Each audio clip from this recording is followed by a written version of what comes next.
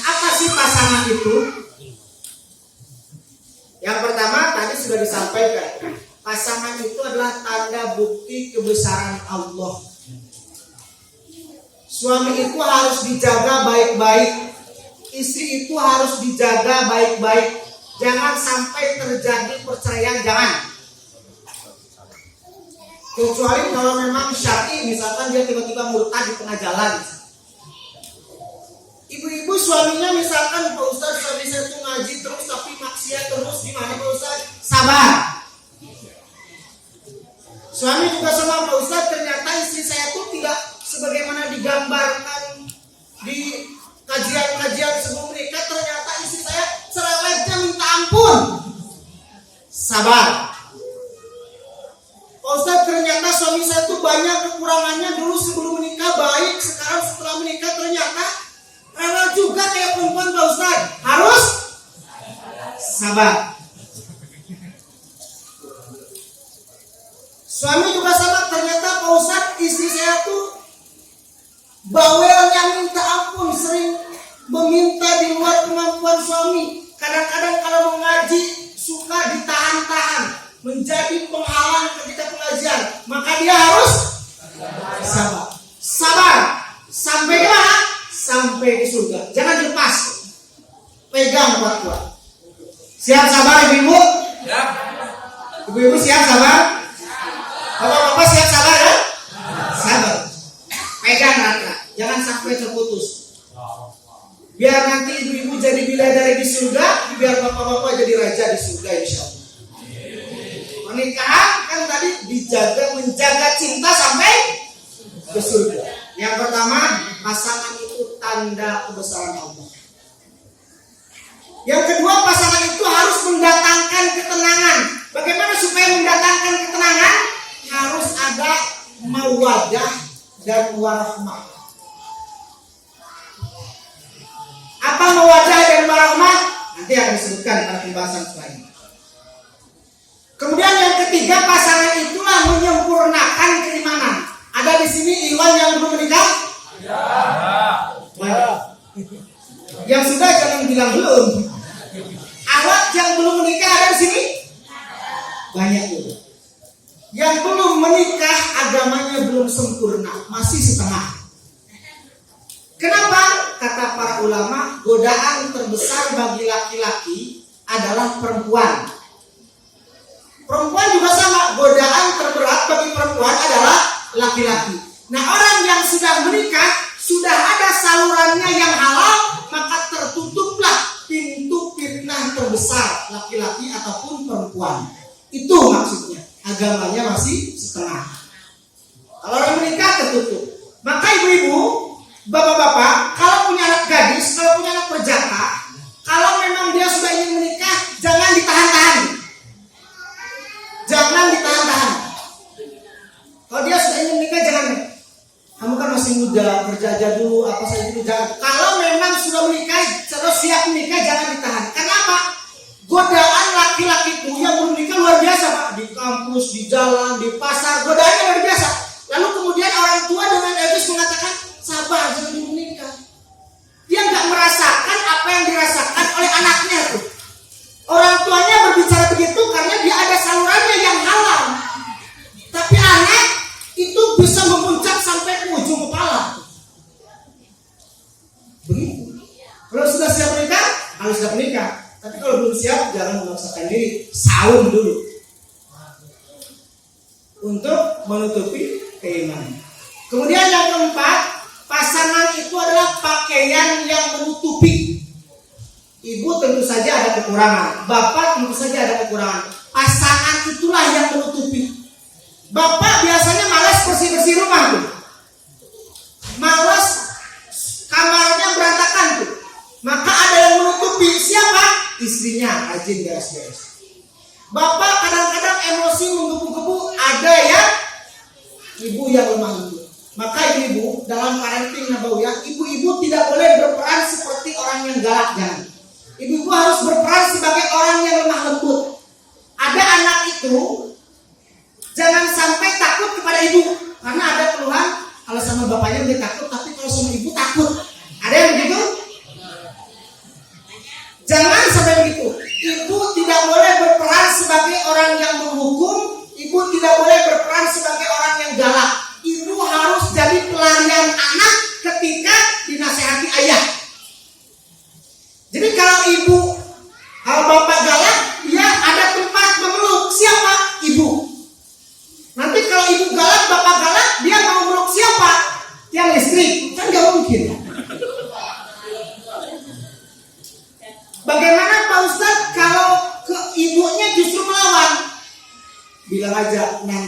dimarahin bapak.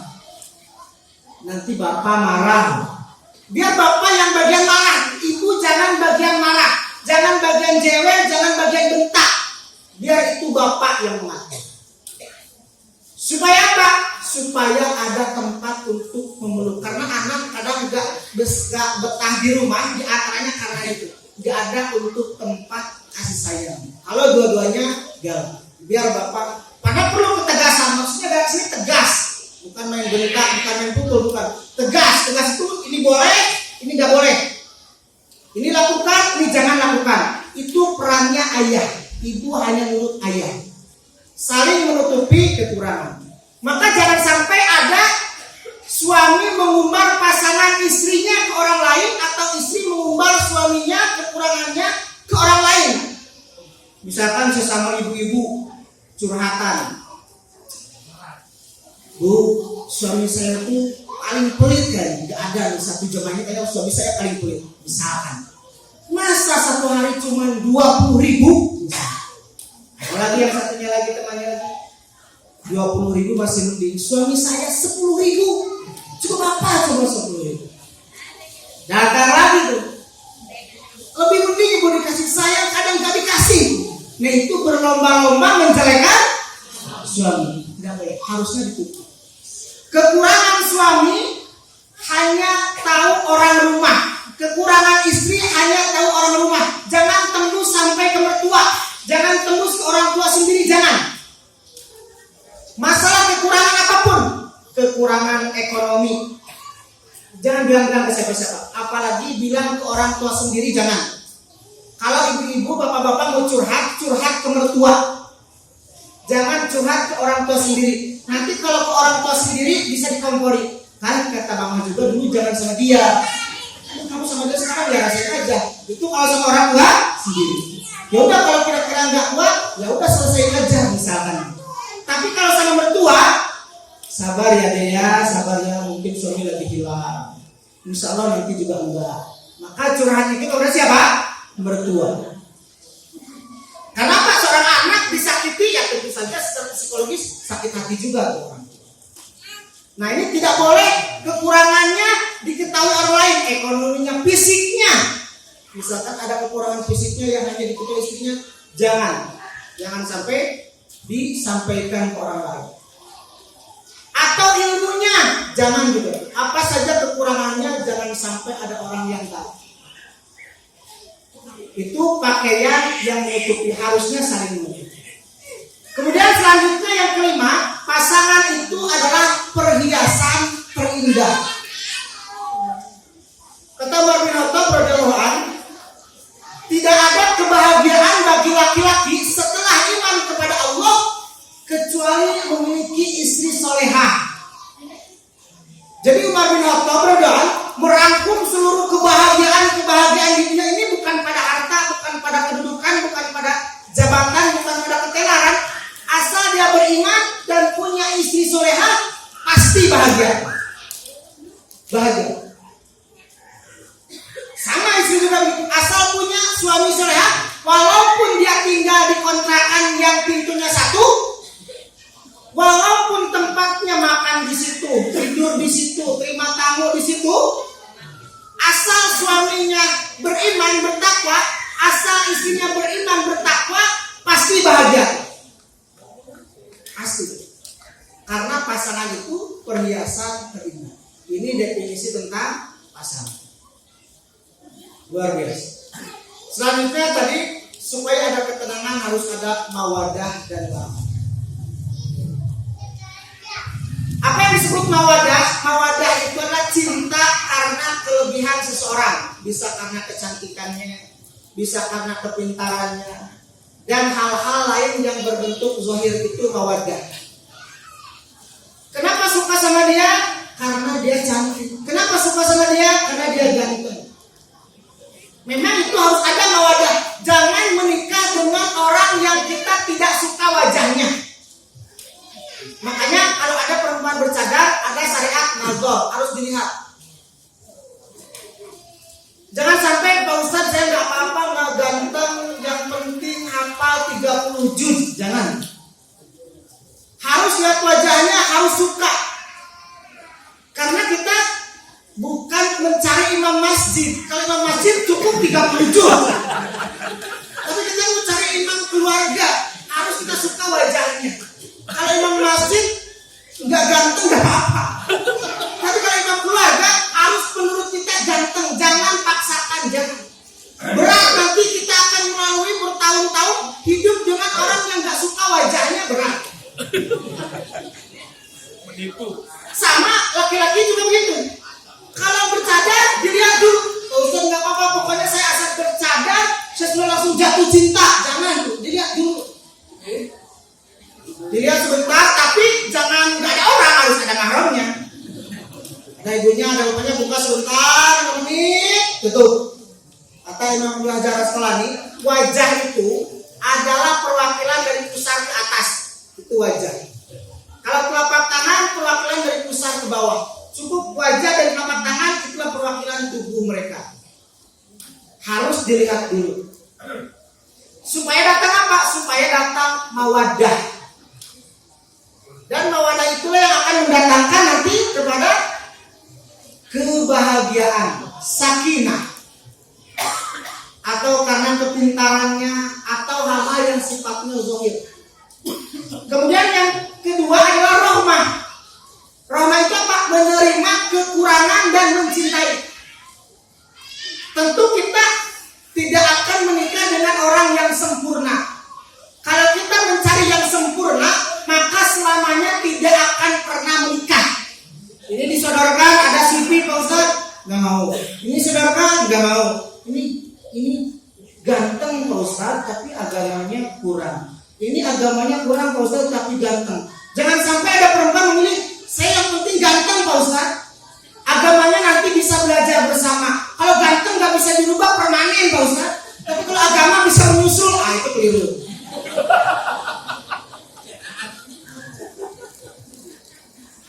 Justru tadi yang akan mendatangkan kebahagiaan apa? Agama, ketakwaan.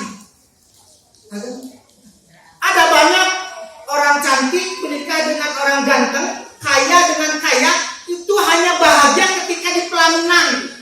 Cantik dengan ganteng bahagianya di foto, kaya dengan kaya keturunan baik-baik, itu hanya di pelaminan mereka bahagia. Setelah itu, kalau tanpa agama tak akan bahagia. Banyak orang menikah tuh kaya raya, cantik, ganteng, hanya seumur jagung. Bahkan uang buat ngutang pesta pernikahannya belum lunas, pernikahannya sudah selesai. Ada seorang ustaz bercerita begini, bertamulah kepada muridnya yang baru menikah beberapa bulan. Ternyata yang memberikan air minum sama apa-apa suaminya, kemana istrimu? Saya sudah cerai Pak Ustaz, baru seumur jagung. Nah ini karena Pak tidak menerima kekurangan. Kita harus menerima kekurangan kita. Dan harus kita pahami bahwa pasangan kita itu adalah cermin kita. Kalau ibu mendapati bapak-bapak yang rewel, berarti itu cerminan ibu. Memang ibu dipasangkan cocoknya dengan begitu menurut Allah.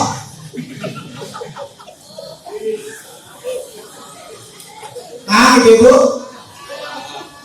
Bapak-bapak juga begitu. Kok mendapatkan istri itu begini ya? Rewel, marah. Berarti itu cerminan bapak-bapak. Allah pasangkan dengan yang memang cocok bagi bapak-bapak, yaitu berarti harus apa? Sabar, menerima kekurangan. Jadi ketika pasangannya punya kekurangan, berarti itu kekurangan kita. Ketika pasangannya ada kesalahan, berarti itu kesalahan kita. Memang Allah cocokkan saya dengan dia. Jadi jangan terlalu nyalahin orang lain. Sabar, memang Allah pilihkan dia untukku. Berubah bersama-sama.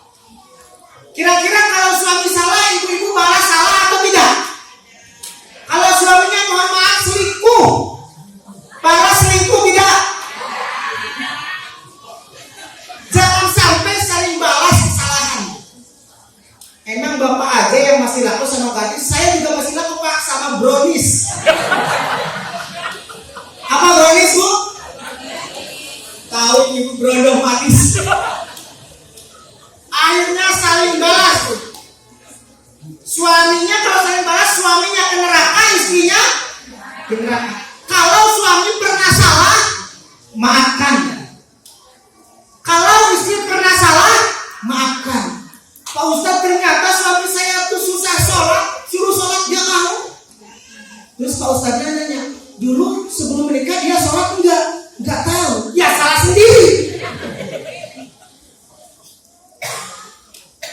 Dulu mau menikah dengan dia, ya berarti dengan dia.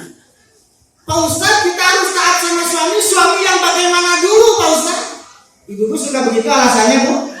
Kalau suruh taat sama suami yang bagaimana dulu? Suka alasan begitu Ibu? Suami yang dinikahi ibu itu yang harus taat. Kenapa kita harus taat sama dia? Dia orangnya begitu Pak Ustadz, dia orangnya kadang berbuat dosa juga. Terus suami yang bagaimana? Ya suami yang dinikahi sama ibu, kan ibu menikahi dia, berarti dia yang harus ditaati oleh ibu. Jadi jangan punya alasan suami yang bagaimana? Ya suami yang ibu terima waktu pertama kali.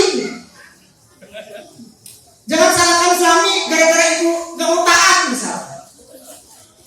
Mencari kambing hitam. Nah ini mawadah warahmah. Jangan pernah menuntut sempurna. Kalau sempurna, menuntut sempurna selamanya tidak akan punya pasangan. Terima kekurangan pasangan kita adanya. Ada yang kekurangan pada fisiknya, ada kekurangan pada ilmunya. Kadang-kadang di sisi saya nggak nyambung aja ngobrol. Saya maksudnya di sini kalau saya kesana, maafkan. Maafkan. Karena ada kelebihannya. Apa kelebihannya? Banyak. Dia mencucikan, dia menyetrikakan, dia melahirkan anak kita, dia mengasuh anak kita.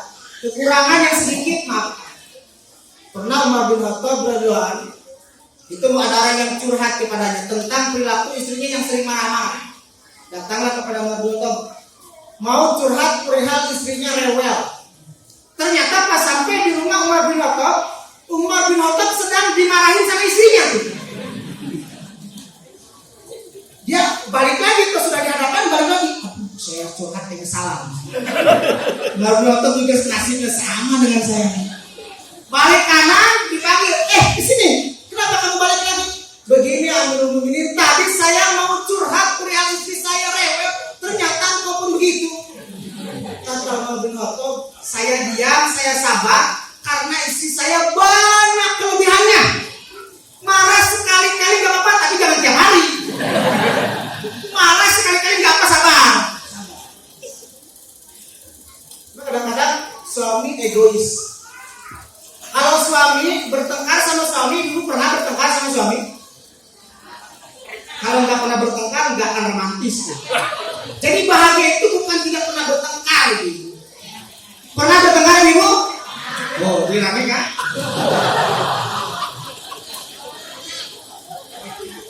Bertengkar tuh. Habis bertengkar itu pasti lebih romantis. Tapi bukan berarti harus bertengkar dulu baru romantis.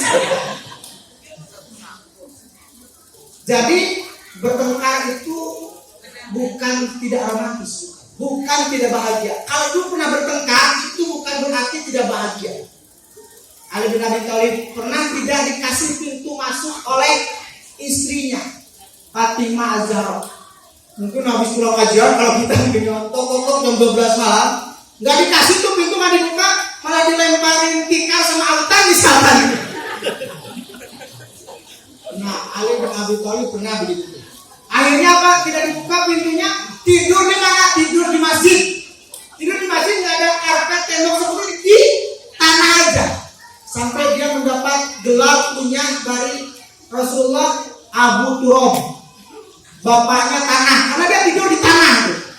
Dia dikasih pintu. Itu romantis. Tapi sekali-kali, setahun sekali. Jadi akhirnya menerima kekurangan. Misalkan ternyata suaminya kalau bertengkar ingin menang sendiri. Kira-kira suaminya begitu tidak, Ibu? Kalau bertengkar ingin menang sendiri tidak? Kalau iya berarti suami ibu benar laki-laki itu.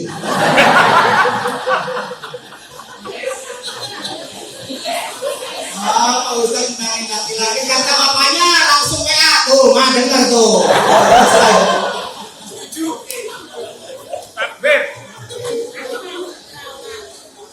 Bukan karena saya lagi, bukan karena ar-rijalu qawwamuna 'ala nisa. Kata Allah, pemimpin itu adalah laki-laki, laki-laki pemimpin bagi perempuan. Sifat pemimpin harus egois, harus ingin menang sendiri. Catat, tebelin itu, Bu. Contoh misalkan di perusahaan, pemimpin harus tegas. Karyawan masuk jam 8, pulang jam 4, harus tegas tuh. Gak boleh ya terserah karyawan lah mau 9 silakan, mau pulang jam 12 kan terserah. Oh bisa hancur tuh perusahaan. Maka suami harus egois, harus ingin menang sendiri. Jadi kalau ibu suaminya begitu harus bahagia karena suaminya benar laki-laki. Jadi menerima kekurangan harus ada. Pasti ada kekurangan di pasangan. Sabar, tetap pegang, jangan pernah lepaskan sampai menuju surga, jangan pernah lepas. Selanjutnya karena ini ada yang belum menikah juga. Ada yang belum menikah banyak atau sedikit? Kalau sedikit saya lewat tuh. Oh menikah lagi nggak bawa-bawa jangan. Tuhan nanti menikah lagi mah ada babnya.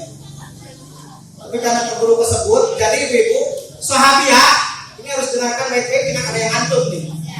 Sahabiah istri-istri Nabi tidak pernah ada yang menolak poligami. Cemburu iya, tapi tidak pernah ada yang menolak poligami. Cemburu iya.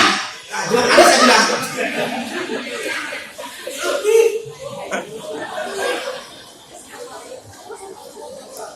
Menolak aja.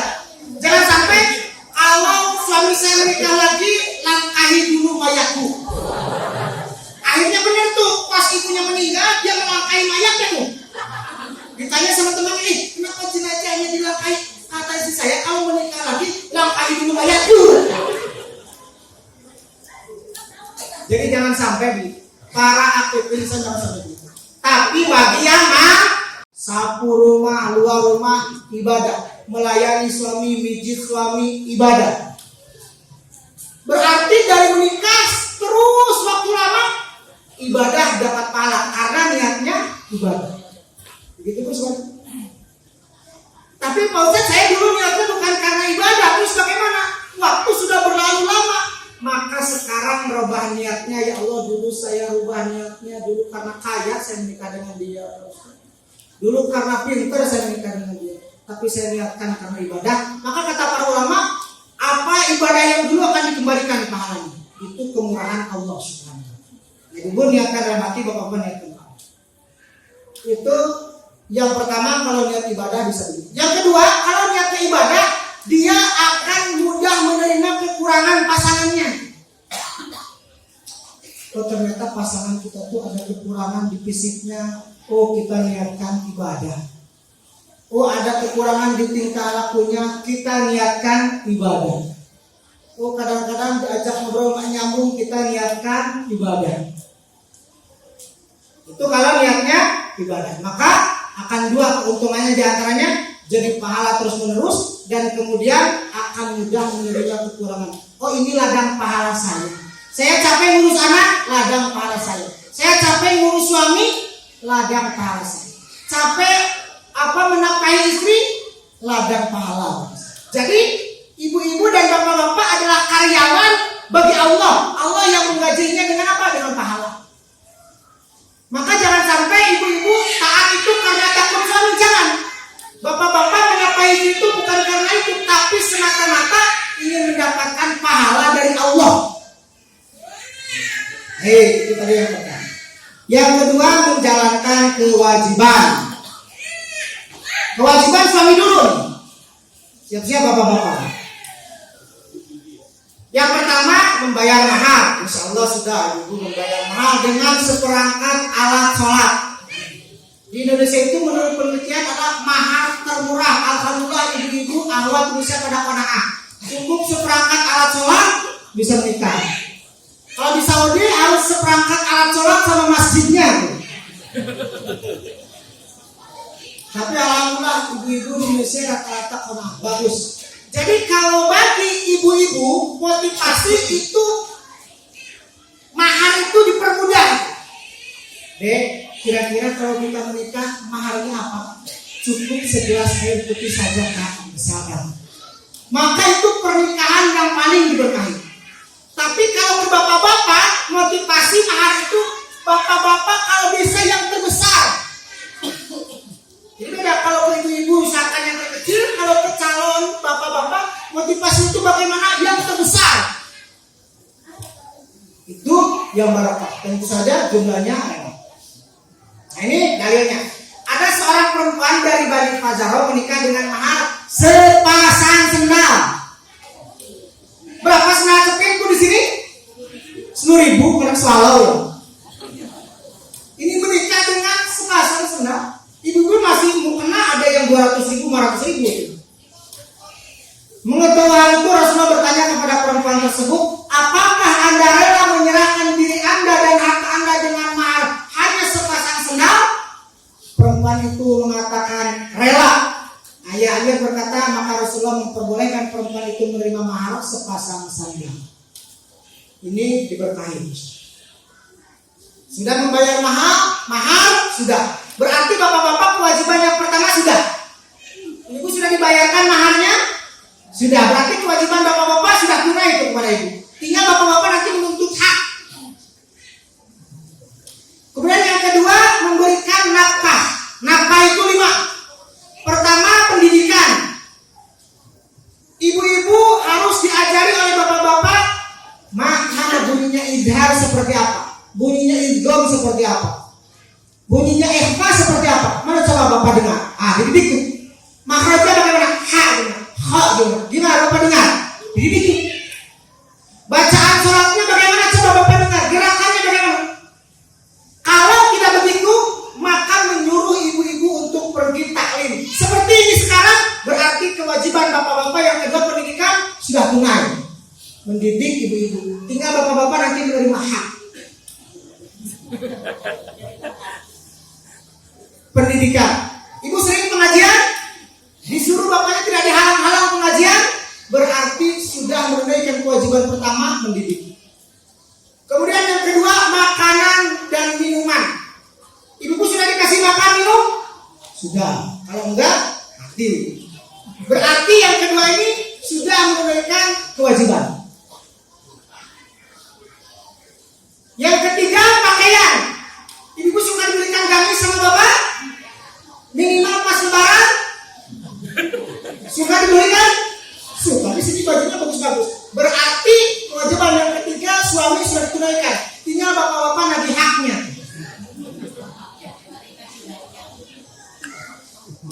Catat ibu ya. Yang keempat, tempat tinggal. Tempat tinggal itu bisa rumah pribadi, bisa kontrak, bisa perumahan mertua indah, tapi sementara. Belum sanggup misalkan di mertua dulu boleh, tapi jangan terlalu lama. Minta kepada Allah untuk dimudahkan. Kecuali kalau memang orang tuanya memang ingin dia tinggal, ada temannya, boleh. Tempat tinggal, di mana dia tinggal, di situ tidak kepanasan, tidak kehujanan, berarti ibu sudah tinggal di rumah sekarang tidak kehujanan, kepanasan, Bu? Sudah ada? Berarti sudah tunai kewajiban yang tempat tinggal. Yang kelima, perhatian. Ini perhatian yang masih jarang. Perhatian itu apa?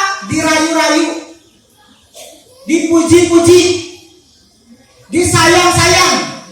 Walaupun sudah umur 60 tahun, Rasulullah SAW menggendong istrinya Aisyah radhiyallahu anha. Ibu pernah digendong bapak? Bapak-bapak pernah menggendong ibu? Jangan nunggu setruk baru digendong.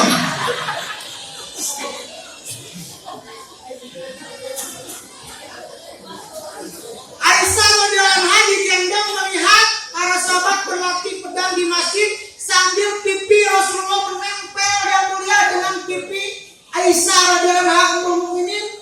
Sudahkah engkau puas melihat wahai adinda? Belum, kata Aisyah, masih digendong. Pak Ustaz, itu saya 90 kilo Pak Ustaz. Tapi demi praktekan sunnah gendong. Sunnah. Jadi jangan alasan sudah tua, malu alasan sudah tua, malunya itu mengawali saja malu. Kesadaran nggak mau. Nanti ibu-ibu berpose ke cermin digendong bapak, foto cerminnya simpen buat kenang-kenang pribadi tapi jangan diupload.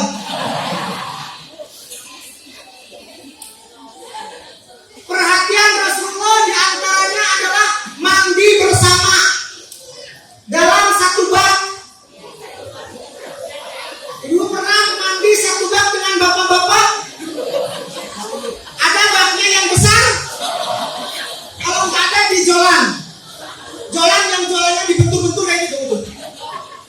yang ada karetnya.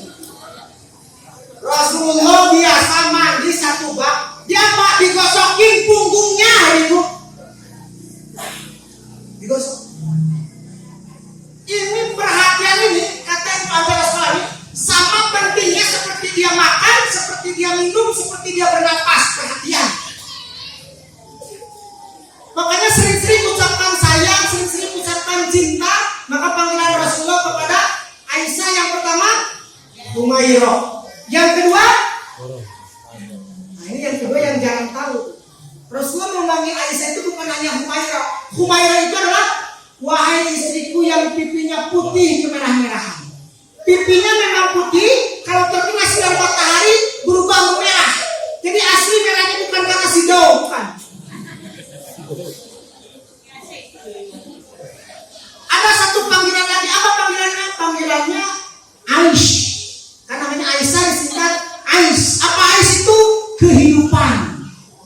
Jadi kalau bapak-bapak manggil, duhai kehidupanku, kemarilah Allah.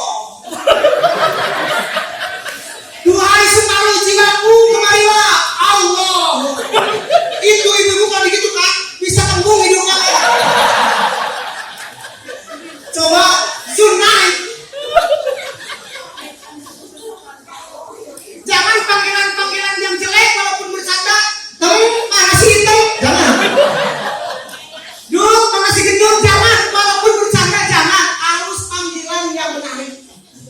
Walaupun bercanda. Saya pernah dengar soal begitu. Dari panggilan saja Rasulullah saking ingin perhatian itu, panggilan itu luar biasa. Adinda separuh jiwaku, itu luar biasa. Perhatian, contohnya begini, kasih contoh. Bapak-bapak beli pulang dari sini karton warna pink. Ini warnanya agak pink. Langsung digunting gambar jantung hati. Tulis pakai tulisan tangan, aku padamu. Simpen itu di bawah bantal istri tanpa sepengetahuan istri.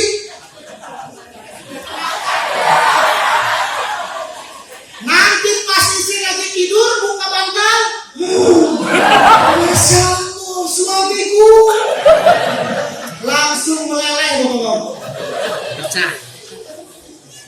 Atau dia simpan di sorok, ketika buka sorok, Bapak Masya Allah, itu perempuan tuh digitukan. Atau digantung di cermin ketika istri bercermin, kaget Masya Allah, langsung kalau belum kartun keluar bintang-bintang pink.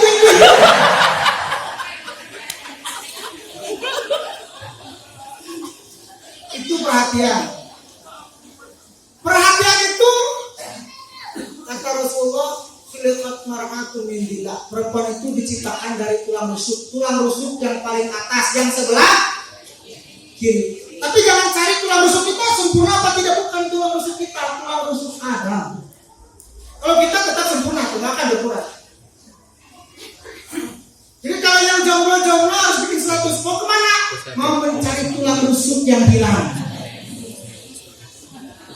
Kata Imam Ibnu Hajar Asqalani, yang dimaksud tulang rusuk pertama ada dua. Yang pertama, dia tulang rusuk itu susah untuk diluruskan. Perempuan itu susah diluruskan seperti tulang rusuk.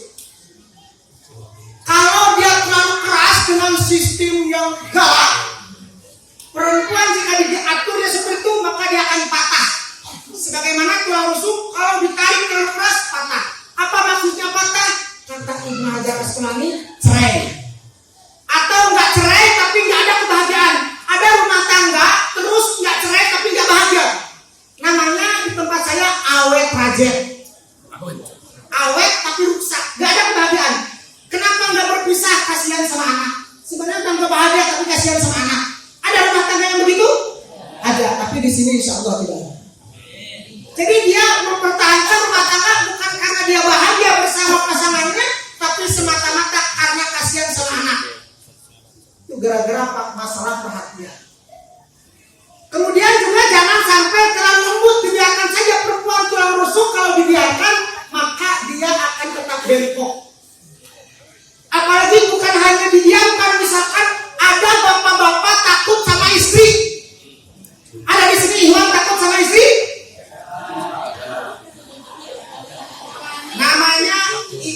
Bukan suami takut istri.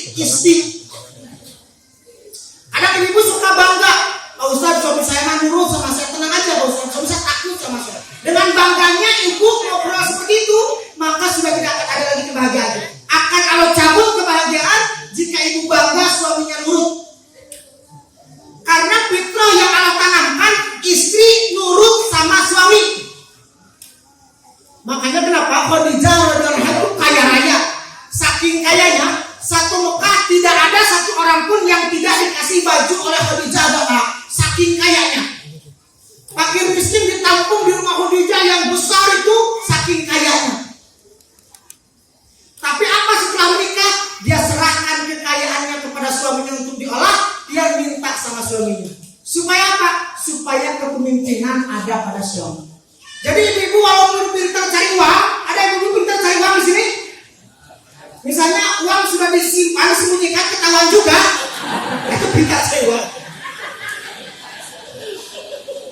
Nah, maksudnya usaha. Punya usaha yang sendiri, Pak Ustaz. Jual beli pakaian online, Pak Ustaz. Walaupun gajinya lebih besar daripada suami, walaupun dia kaya karena punya warisan, pemimpin tetap suami. Jangan pernah memimpin. Kalau memimpin akan Allah cabut kebahagiaan karena dia telah menyimpang dari fitrah yang Allah tanamkan. Itu yang kedua. Selanjutnya yang dimaksud tulang rusuk, perhatian di situ adalah perempuan punya kelemahan di atas. Jadi apa? Bibir. Perempuan itu, kata Ibnu Hajar Asqalani, dimaksud tulang rusuk yang paling atas, yang paling bengkok itu, perempuan punya kelemahan di mana?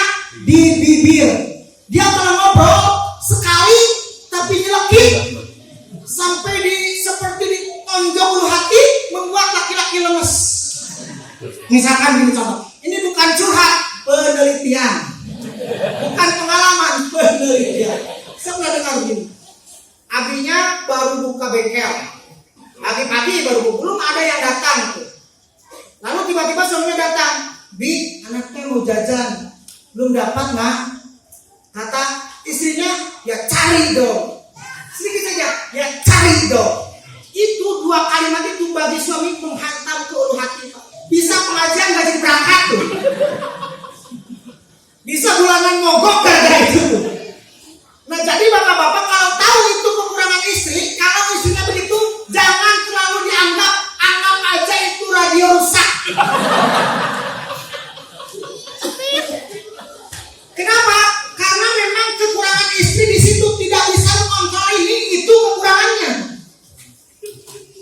Kadang-kadang dia ngobrol terus, kadang-kadang makanya istri itu senang curhat istri. Makanya dia suka cari teman curhat. Maka ketika kita tahu bahwa istri kelemahannya di bibir, istri senang curhat, maka bapak-bapak harus siap mendengar curhatan istri.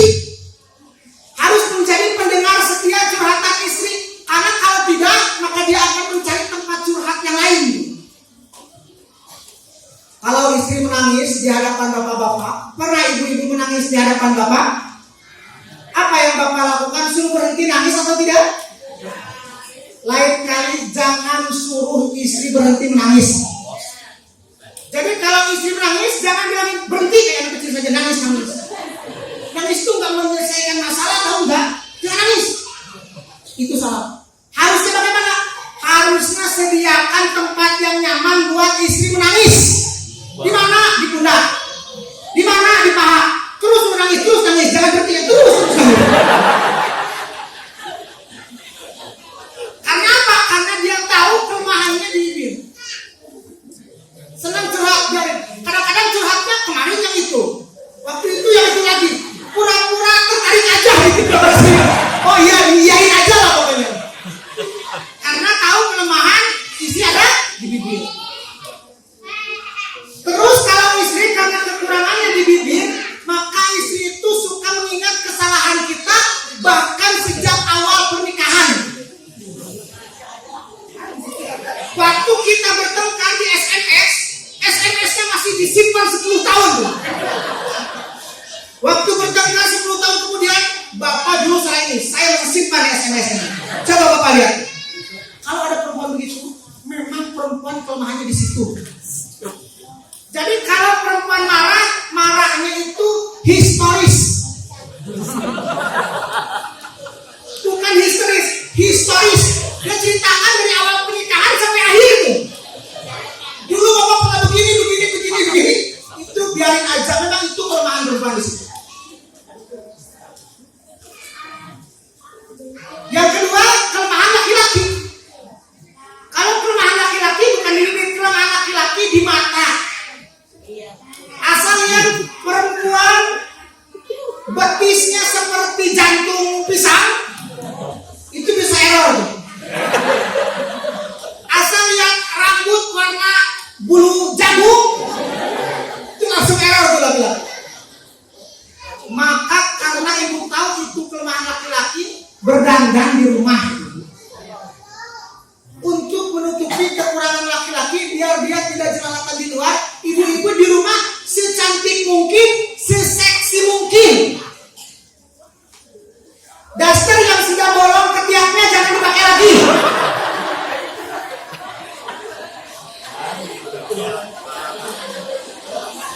Pak Ustaz sengaja bikin yang bolong biar dingin, jangan. Jangan pakai ikat rambut, pakai garet gelang lagi, jangan. Dandan yang cantik itu. Biar apa? Biar di luar menundukkan pandangannya. Tundukkan. Nah, itu perhatian itu bagi perempuan itu luar biasa. Sekali-kali dipuji misalkan begini.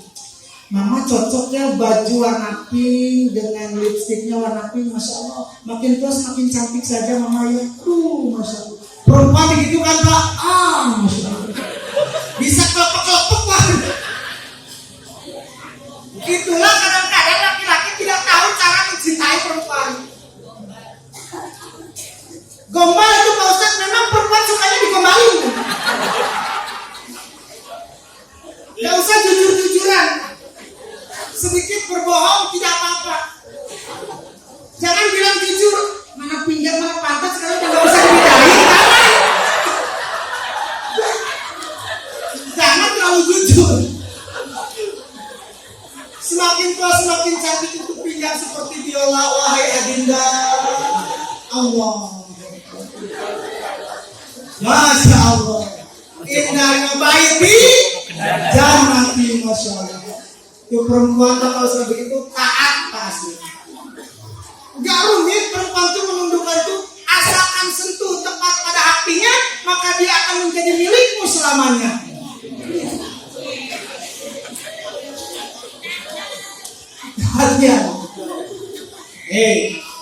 Selanjutnya menggauli dan memimpin istri dengan baik. Khairukum li ahli wa ana khairul li ahli. Sebaik-baik kalian adalah yang paling baik terhadap istri. Istri dua kali boleh. Jadi barometer ukuran laki-laki disebut soleh, disebut baik kalau dia baik terhadap istri. Karena ada orang yang di luar terhormat, ada yang di kampung terus diajak rapat, terus dijadikan pembicara, harum namanya di kantor, harum namanya di pasar, tapi istrinya sendiri melecehkan. Suami saya tahu modalnya. Jadi belum jadi laki-laki yang baik, belum jadi laki-laki yang soleh, kecuali kalau dia baik kepada istrinya. Catat tadi saya dulu buat nanti kalau bapaknya marah kasih ya di sini. Biarpun saum sunahnya banyak, biarpun sholat sunahnya banyak, biarpun hafalan Qur'annya banyak, murotalnya enak, tapi dia tidak baik terhadap istrinya, belum jadi laki-laki baik. Ini hadisnya. Sebaik-baik kalian adalah yang paling baik terhadap keluarganya, dan aku paling baik terhadap keluarga. Maka ketika Aisyah radhiyallahu anha ini ditanya tentang akhlak Rasulullah, bagaimana akhlak Rasulullah? Aisyah radhiyallahu anha menjawab, kana khuluquhul Qur'an. Akhlak itu Al-Qur'an. Kalau istri yang memuji, itu bapak-bapak benar baik. Tapi kalau karyawan yang memuji, belum tentu baik. Boleh jadi benar baik, boleh jadi karyawannya menjilat, ingin naik pangkat. Kalau temannya yang memuji belum tentu baik, tapi kalau istrinya yang memuji, itu berarti bapak-bapak baik. Jadi ukurannya bagaimana memperlakukan istri.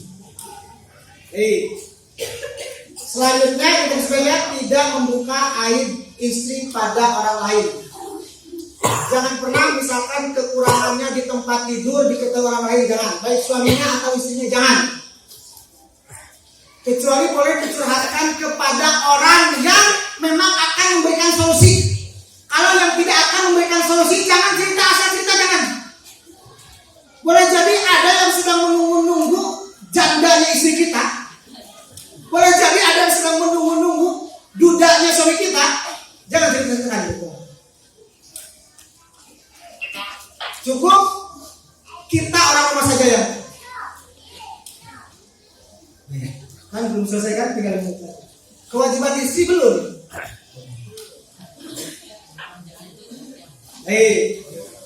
Selanjutnya kita pertanyakan kewajiban istri. Berhubung kok. Kila Rasulullah SAW ayun nisa'il khair. Dikatakan kepada Rasulullah, siapakah perempuan terbaik? Tadi laki-laki terbaik. Sekarang perempuan yang paling baik menurut Rasul itu siapa? Qala allati tasuru idza nadhara, yakni mereka yang menyenangkan jika dilihat. Ibu-ibu, jangan tidak pernah berdandan di rumah. Perlihatkan berdandan itu di rumah. Jangan ke pengajian dia berdandan, jangan kalau ke pasar dia berdandan, tapi di rumah tidak berdandan.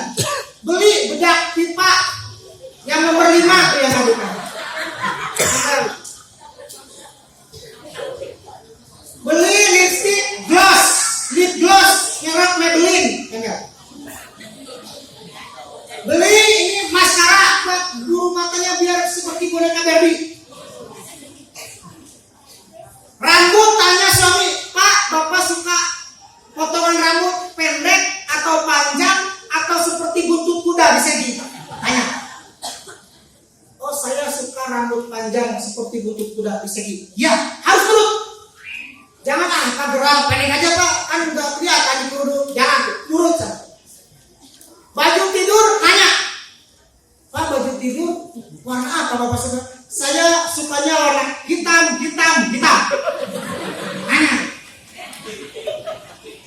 Jangan bapaknya nggak suka warna pink, ibu suka warna pink. Ini pink jangan. Tanya Bapak.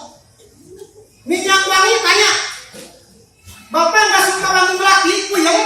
Ibu suka wangi melati, jangan. Tanya sama Bapak. Pak sukanya wangi apa? Saya sukanya wangi kasturi putih. Beli. Jangan ke 10.000. Karena 10.000 dicium wangi, kalau dioles nggak wangi. Beli agak mahal. Jangan mau tidur ibu pakai bedak sari pahaci, itu masker sari pahaci. Bonteng diiris-iris, tempel di mata tuh. Pas mati lampu, nanti suaminya baca Allahu la ilaha illallah disangkahan. Jangan berdandan itu ketika mau tidur. Jangan ibu-ibu mau tidur pakai kaos kaki, iya. Pakai training, iya. Pakai daster, iya. Itu suami malas lihatnya. Pokoknya secantik mungkin, seseksi mungkin ketika mau tidur. Kedengaran ibu? Perhatikan. Pak Ustaz ya harus dimodalin sama suami Pak Ustaz. Ya dimodalin, baju tidur itu 80.000. Ibu seminggu nggak beli bakso, beli itu. Jangan alasan. Bedak pipa tadi nomor 5 4.000 aja. Kalau nggak punya masker, pakai jeruk nipis. Jeruk nipis. Kalau nggak, kopi bekas suaminya tuh. Ini beneran sih. Kopi bekas suaminya, Pak, ampasnya jangan dibuang, nanti buat telur. Sama bapak sekalian ngelurin sana. Itu bikin putih, bikin lembut. Misalkan kalau jadi alasan harus dimodalin terus. Ada dia harus dandan, harus terlihat cantik. Jadi jangan menakutkan terlihat suami. Sudah daster bolong, ini rambut seperti genderuwo ke atas, pakai karet gelang jangan disisir. Ini jangan sampai bau asam. Kemudian wakuti idamah, yang kedua, perempuan terbaik itu setelah menyenangkan apabila dilihat, taat apabila diperintahkan. Dalam hadis yang lain Rasulullah SAW menggambarkan, jika diperbolehkan makhluk sujud kepada makhluk yang lain, jika diperbolehkan, maka akan kami perintahkan perempuan itu sujud kepada suami. Seolah-olah Allah akan jadikan suami itu sebagai Tuhan. Maka tidak boleh menolak perintah suami apapun. Rumijit sehari 3 kali minum obat, pijit aja. Kan suami senangnya pijit. Jangan menolak. Hubungan suami istri mau siang hari, mau malam hari, mau pagi-pagi harus siap. Nggak apa-apa cucian kehujanan, nggak apa-apa nasi jadi gosong. Yang penting siap taat kepada suami. Sampai-sampai saum sunnah pun harus dibatalkan. Harus minta izin. Pak, besok Senin saya mau puasa sunnah, kata suami, jangan, saya siang hanya pengen disahkan. Saum sunnah minta izin dulu suami, karena taat kepada suami wajib, sunnah saum hanya sunnah. Itu sampai begitu ya soal suami. Jadi jangan sampai ada ibu-ibu suara lebih tinggi daripada suami, jangan. Suaminya teriak, Bu, mana sepatu? Di sana Pak, nggak ketemu. Ya dicari pakai mata bukan pakai mulut. Terus.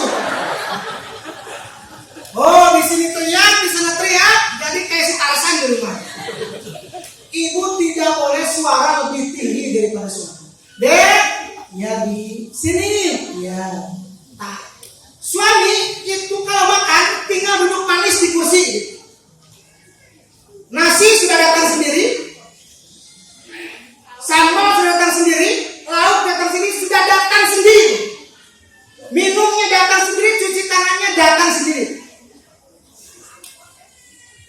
Kata Rasulullah, hak suami itu tidak terpenuhi walaupun misalkan suami kita nilai punya penyakitnya itu penyakit kulit. Penyakit kulitnya borokan, nanahan, basah. Terus yang kotor itu tidak dibersihkan pakai tisu, tidak dibersihkan pakai lap basah, tapi pakai lidah ibu, maka itu belum memenuhi hak suami. Belum memenuhi hak suami. Maka taat ketika suami memerintah. Apapun, asal tidak maksiat kepada Allah, taat. Kedengaran ibu? Siap. Sampai istri Sahabiah itu sepatu kuda suaminya itu digantikannya pak suami istri itu.